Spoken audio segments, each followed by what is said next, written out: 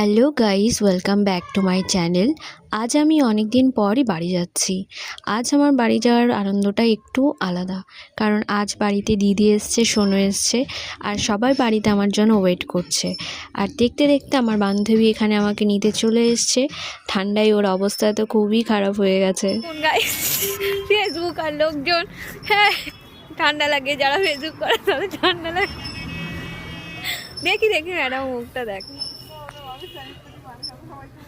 তারপর আমরা সেখান থেকে চলে গেলাম কেক নিতে, কারণ ওর বাবা মার অ্যানিভার্সারি আছে আর ওর বড় ননদের দিদির মেয়ের বার্থডে আছে, যেটা পরের দিন সেলিব্রেট করা হবে। তারপর আমরা ওখান থেকে চলে গেলাম কেক নিয়ে বাজার করতে।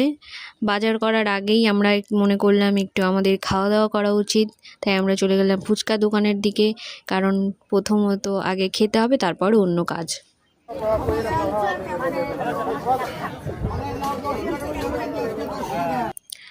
তো আজকের ভিডিও আপাতত এইটুকুই।